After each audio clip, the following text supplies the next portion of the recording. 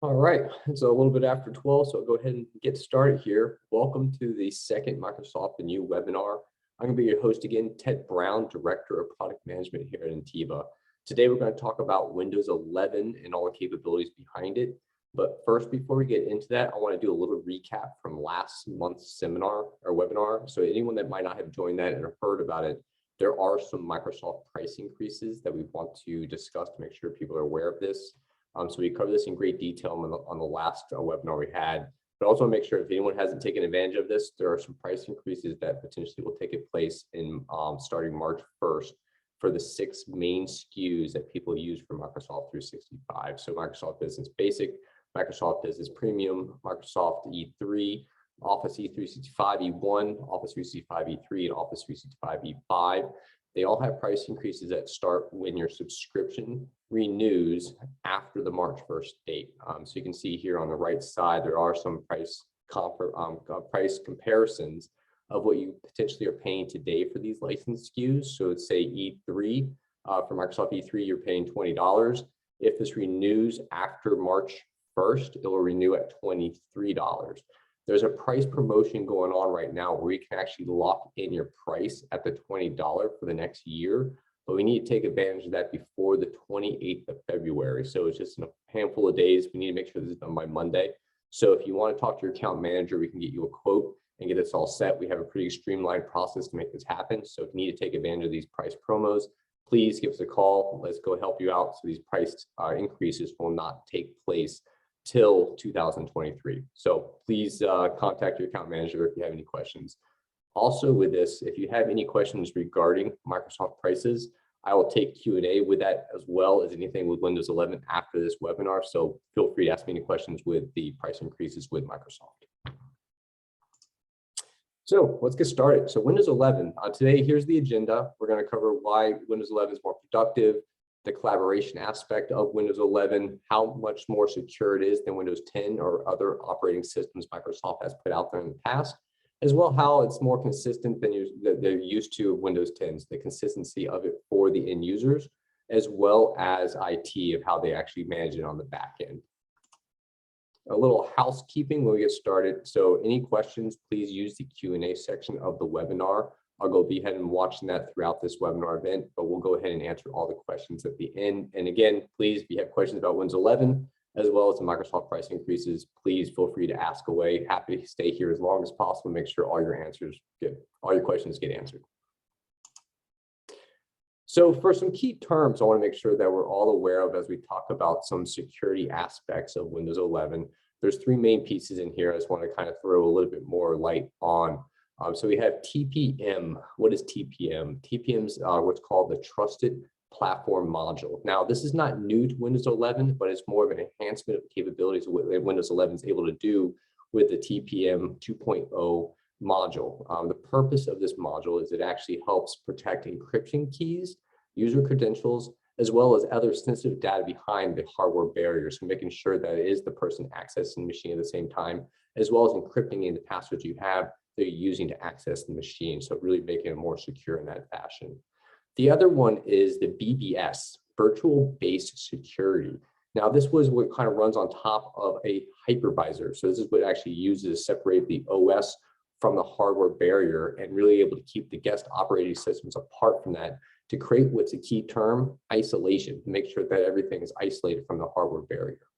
And enabled to do that, they actually have pieces of the VBS, which is the HVCI, the Hypervisor Protected Code Integrity. Now, this is a long-winded explanation, critical component of VBS that protects the hardens the virtual environment by running kernel mode integrity within it, restricting kernel memory allocations that could be used to compromise the system. Simplify that, what does it do is memory integrity, making sure that everything is running in memory, should be running in memory, and making sure that isolation occurs. So those are like some 3 main terms here. We'll get into those in just a little bit, but I want to kind of throw a little more highlight right at the beginning of this webinar. So introducing Windows 11. So when I was taking a look of how do I put this together, there was a whole bunch of kind of marketing out there of why Windows 11 is better. And I kind of gained a couple of key points here that I put into this presentation.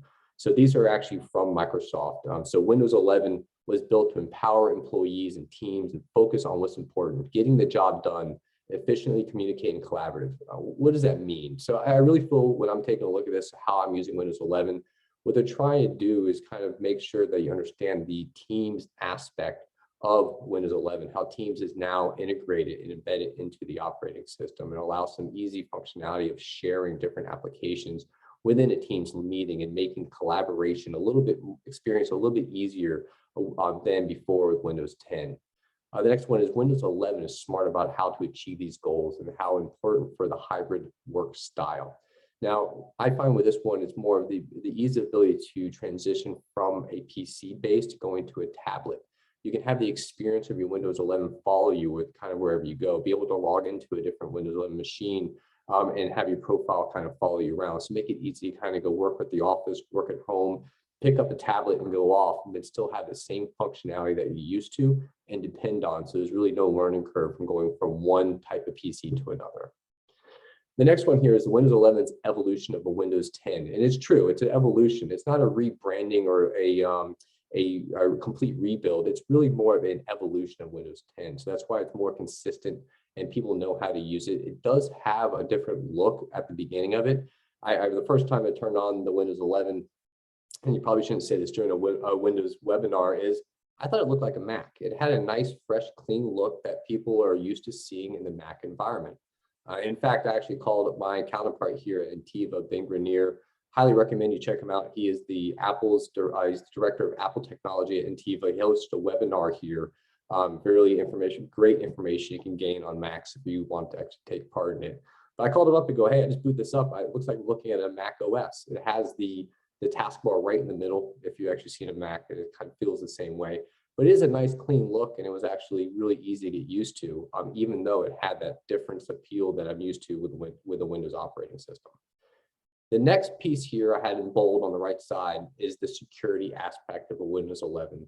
Now, there is some great features of Windows 11 I've gotten used to and do take advantage on a daily basis, but really the main important part of Windows 11 is the security aspects they developed into the system and build things in by default and not optional add-ons afterwards. And we'll go ahead and get into that a little bit in a couple of slides, but really that's the most important part of why Windows 11 is important today over Windows 10 or any other operating system. So let's take a look. So when I'm looking at Projectivity, this is kind of how Windows 11 looks today. So you can see here, if people haven't seen this before, again, like I said, it has a little bit of a Mac feel. It has the start menu is kind of in the middle of the screen instead of off the left-hand side, but it does have a nice kind of elegant look and focus right into the middle of the screen of what you want to use. So it does have a nice, clean, crisp feel. The next part here, which actually I do use, is the Snap Assist button. So if you take a look at this little picture I have here on the right-hand side of it, you'll see you can actually select different styles of how you want the spreadsheet to look on your screen. Now, this really is great to take advantage if you have one big monitor or one monitor to use from. If you're using multiple monitors, for me personally, I would just have my slide deck on one side and my Word on another one and kind of work back and forth between the two different monitors. But if I have one monitor, this is actually pretty handy to use. And I do take advantage of this to making sure I can slice and dice my monitor in the way that makes sense to me instead of having just one side by side. And in fact, if you guys want, I can actually show you a little bit how this looks. So this is my screen right here, my Windows 11. I'm working actually in a Azure virtual desktop, which actually I'll probably have a webinar coming up on this in Q2. I'm really excited about this technology. I use it every day. It's fantastic. So I have a Windows 11 in an Azure virtual desktop, and this is actually the desktop I use on a daily basis. Now it is blank, but it's blank on a purpose. There is a button here right in the middle that has what's called desktops. So you can actually create different desktops based on the functionality you want to do. I'm doing a presentation today, so I can have a nice clean desktop that doesn't have all my applications and work that I'm working on. So I just can click straight to what I have, this dev desktop, and nothing is there. So I click back onto my other desktop, and my icons are on a different monitor because I do have 4 different monitors, but this is my work machine right here.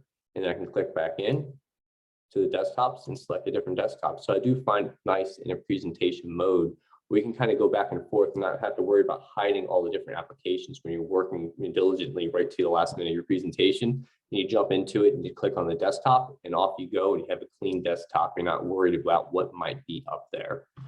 The other piece of it you can do, though, is you can actually have different functionalities of different applications running within different desktops.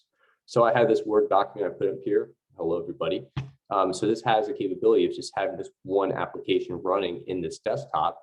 And when I click back into my other work desktop, that's no longer there. You can see I have no dot underneath my Word document here. I do have dots underneath my Outlook, Excel, and all the other things that I was working on before I start this webinar. But it does make it so it's completely separate, which is actually kind of nice. Now, back to what I was saying about the Snap Assist button. I can do a little bit of a presentation right here. So you can see I have this one application that's running.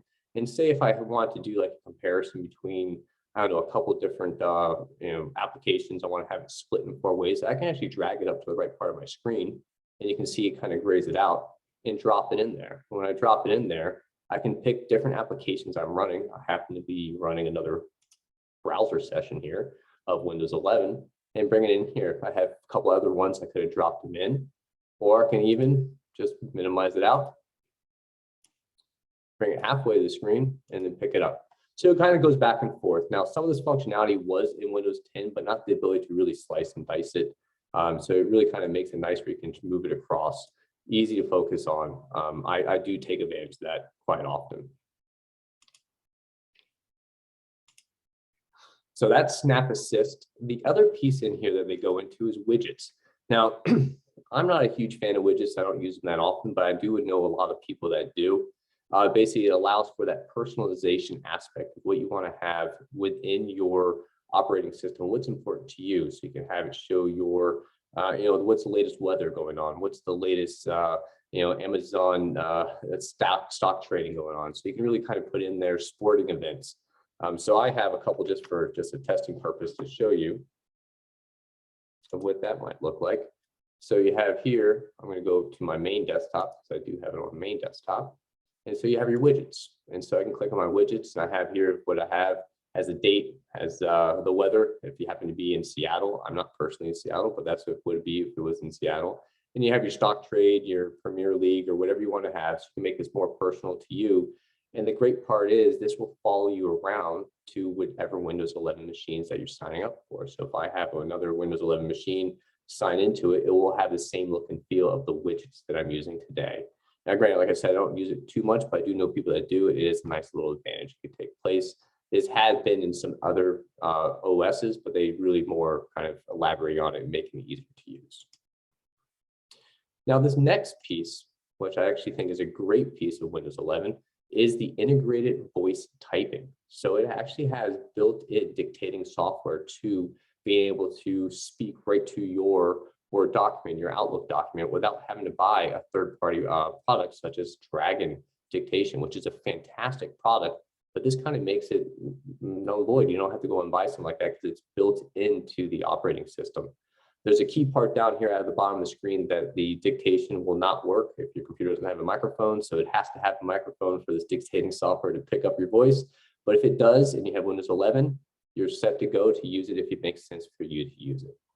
The last piece I have here is a great tablet experience. And so Microsoft has been trying to use, make more of a tablet type view for a while. People know the Metro look of the Windows 8.0 and 8.1. In fact, actually, I kind of like the Windows 8.1 and 8.0 when it came out, because it did kind of make sense going to a tablet and being able to click on what you needed to, but it did not actually take off. In fact, I might have been only one person that liked it. I was actually one of the early adopters of Microsoft Windows phones as well when those came out, which had the Windows 8.0 operating system on there.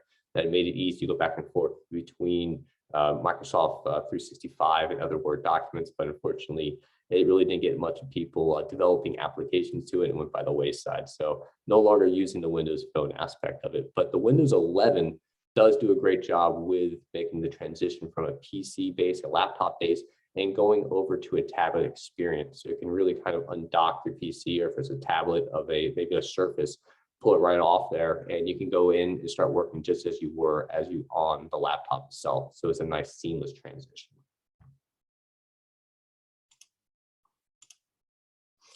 Now, I mentioned before is the collaboration aspect of Windows 11. And the big portion of this is how it has embedded itself with Teams into the operating system. You no longer have to install it again after the fact. So it's right there at the base install of Windows 11. What this does, it actually has a little more capability of being able to share different applications a little bit easier within your Teams meeting. So if you're on a Teams call, collaborating with your colleagues, and you want to share your presentation or Word document, Excel document, whatever it has you, you have a quick share this window button, as you can see here at the bottom part of the screen. You can click on the application you're using and quickly hit share this window, and it will present itself to everybody in your Teams chat at that time. So it's a nice, easy way to make sure you're presenting exactly what you want when you want. The other feature they have kind of embedded as well is just the easy mute and unmute button. So in the history of everyone working from home, the hybrid workforce, everyone's been on mute when they didn't want to be on mute, or not muted when they should have been unmuted. So Microsoft's trying to make a good way of understanding, of making you very aware of when you're muted and not muted. And they put it right down the right-hand part of your screen, where you can see a big mute button there. You can click back and forth so you can make sure that you're set the way you want to be set and how you should be set for that meeting. Now, all that's well and good. It's great features. I do take advantage of it. I've been using Windows 11 since it's come out and public preview, and been using it ever since also October 22nd when it first came out. Built it up into my Windows Azure desktop system, and I love it. But it's really how much more functionality do I get out of it more than Windows 10? There are some nice features, but really I think the benefit of Windows 11 comes down to the security aspect they had built into the functionality right at the base level. And I think that's important. We're talking about today about how many security breaches that occur out there in the wild, and sophisticated attacks that are occurring with CryptoLocker or anything along those lines, where Microsoft has developed baseline systems to help you mitigate those types of threats and hopefully block them before they become an actual risk to your company. And a couple of the key parts of this that they have built in here is they've built this to make it easier for customers to get protection from advanced attacks right out of the box. And all certified Windows 11 systems will come with what I said before is that TPM, the Trusted Platform Module, right out of the box. And this will make it so the chips are actually integrated into the PC motherboards or added separately to the CPU. And the purpose of this, again, is to protect encryption keys, user credentials, and other sensitive data behind the hardware barriers, so malware and attackers can't access or tamper with the data. Now, PCs of the future need this modern, what's called root of trust, to help protect from both the common and sophisticated attacks like ransomware, or more sophisticated attacks like from nation states. And requiring the TPM, again, the Trusted Platform Module 2.0, it elevates the standards for hardware security by requiring that built into the root of trust of all the systems. So it's a really nice benefit Microsoft's put out there. And the other aspect of it that I kind of touched on before is that VBS, the virtualization-based security. And there's multiple portions of this that they've not necessarily like made, it's not created, but enhanced to make it more secure. They have what's called the kernel data protection, which is basically what is marks kernel memory as read-only to protect Windows kernel and its drivers from being tampered with. So a lot of things that are happening at boot up and startup to make sure that your computer is booting up in a correct state and hasn't been tampered with beforehand.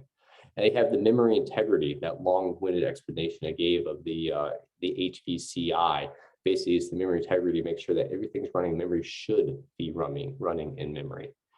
Application Guard is a protection sandbox for Edge and Microsoft Office that uses virtualization, isolation, untrusted websites and documents, and limiting the damage they can cause. Again, the separation and isolation, which is key with Windows 11 to make sure it's more secure than the Windows 10 or other operating systems out there. They have Credential Guard, which is also runs what's at the local security authenticator authority subsystem in a virtual container. And what this does is it stops attackers from dumping credentials and using them to do what's called pass the hash attacks. Again, making sure that you're more secure using your PC there. And more importantly, which I'll talk about in a second, is the ability to do like a passwordless type access. But the key part doing the password type access, because it's using more probably a biometric feature using your face or your thumbprint, you want to make sure that whatever is doing those taking advantage of taking the picture or taking a thumbprint has a secure access to your PC. So that's where the VPS comes into place again for like a Windows Hello for an enhanced sign-on, which does isolated biometric systems to create secure pathways to external components, such as like your camera or TPM. So they really built in some harnessed extra functionality out of these security systems to make it more of a secure platform to you. The other piece I like about it is this company's PCs for remote workforce. Now, this is not something that is 100% related to only Windows 11, but it has the capability of actually having more components in it because of Windows 11, and it's utilizing what's called Windows Autopilot. So Windows Autopilot is a functionality of a Microsoft 365 with, you can use Microsoft Business Premium, which has Azure AD as well as Intune in place, which with the Windows Autopilot, you can create a runbooks that will allow you to configure PCs directly for your employees right upon inception of getting the PC. So you basically have what's called a hardware hash that can be purchased, acquired from your OEM or distributor of that PC and put into your Intune platform. And with this, when you can ship that PC out to a new employee that has never touched a technician's hands, they type in their password, and when they type in their password, it will go out to your Intune system and pull down the components and security features and everything you want to have installed in that PC without ever having to be touched by technicians. So it's very powerful, allows a streamlined way of actually distributing PCs, and Windows 11 definitely enhances that aspect of what you're able to take advantage of and the runbooks you have in place for Autopilot. Again, this would be a separate project that need to be created to enable to enhance that and allow that to happen. But that functionality is there, and I do think people will start to take advantage of that to make sure it's a consistent and secure method of setting up new PCs for your employee base. And the last part here I have here is forget passwords, go passwordless. Now, this is something that's more of kind of a newer term that's coming up, passwordless, of how you're going to get there. So the ability not to actually type in a password, but really make focus on your biometrics, your thumbprint, your facial recognitions. And Microsoft does take advantage of that with the Windows Hello feature that is kind of built into these Windows 11 machines. It does require a camera or a thumbprint for authentication, but once you have those, you can actually take advantage of potentially going passwordless at the PC and still being very secure. Now, another good part of this is the consistency of Windows 11. So I did show you a little example of how I used it. But for the most part, it has been a very consistent use for me moving from a Windows 10 to Windows 11. I don't imagine it'll be very different for you or your employee base as well. It's the same functionality that you're used to on a consistent basis that you have. But there are some functions I saw that I found were different, and I'll show those in a second, because it did seem like the Windows Explorer had a different look, more of a kind of a image base for cut and paste instead of actually picking out, typing in, seeing the copy and paste icons there. So it actually has a slightly different feel right there. But for the most part, I was able to hit the ground running with Windows 11. And I think that's very important for an employee and employers to understand that when they roll something like this out, it's not going to be a big learning curve for everyone to use and get used to different workflows or processes when moving to a new operating system. There's already also managed from the cloud with solutions you already have. Now, this is also another system that's not built into 11, but it has more capabilities because of it. There's a really neat program out there, which I'll probably do another webinar here in the near future, called Universal Print.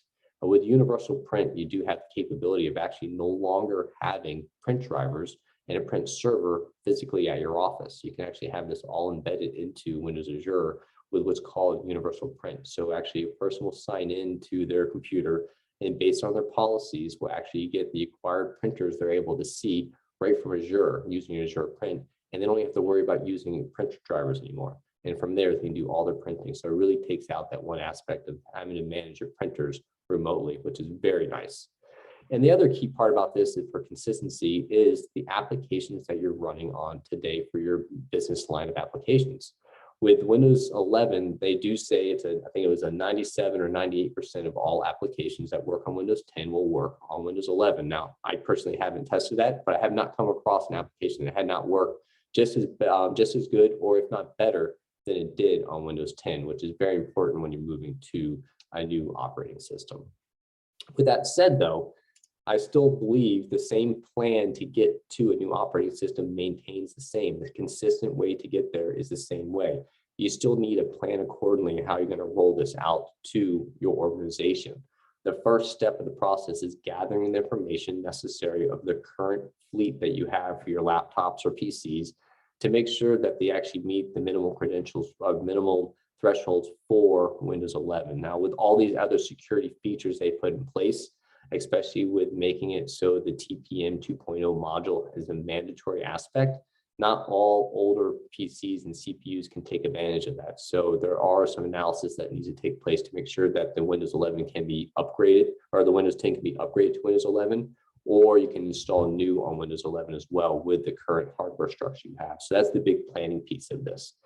And I do say as well, you still want to make sure to run this in a test group. So you want to make sure that you do a test group of running Windows 11, make sure the applications work as expected. Then after that, you can roll it out to the rest of the fleet. And since this has no problem running side by side, this can take place over a month, couple, whatever is more convenient for you as an organization. So it doesn't happen all at once. And that's pretty much it I have for the Windows 11 experience here. There was one piece in there that I said I want to make sure to show you the difference. I'm going to jump into my virtual desktop here and kind of show you what I saw, as well as the first thing kind of threw me when jumping in here. So I'm going to come into a Windows Explorer method right here.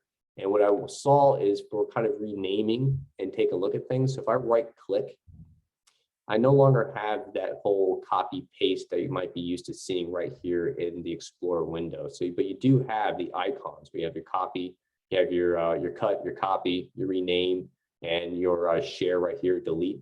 You can go to show more options to bring it up to what you might be used to seeing when you actually right click on a file. But besides that aspect, I had not come across anything that was a big difference between Windows 10 and Windows 11. So it really was the one big thing that caught me right at the beginning. But once I actually started using it, it actually works great. You just click on the icon and you go. So that was really the only big thing I saw that I think that was important to share with everyone as far as what the difference is out there.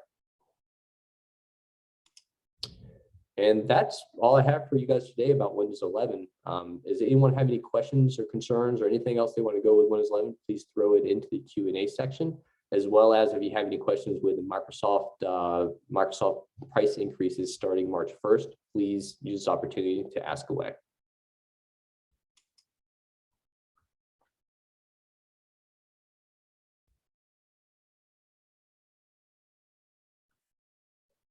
And so far, we have no questions right now.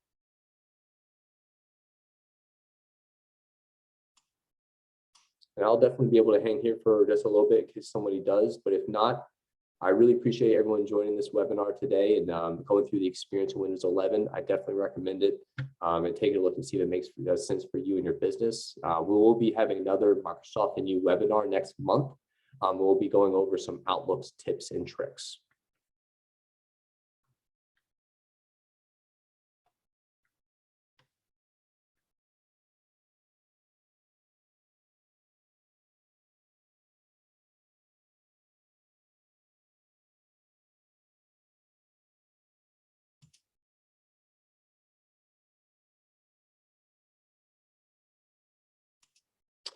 All right, well, I don't see any other questions coming up, so I think we'll go ahead and close this webinar. I really appreciate you all joining me today, and I look forward to talking to you all in the future. Thank you and have a great day.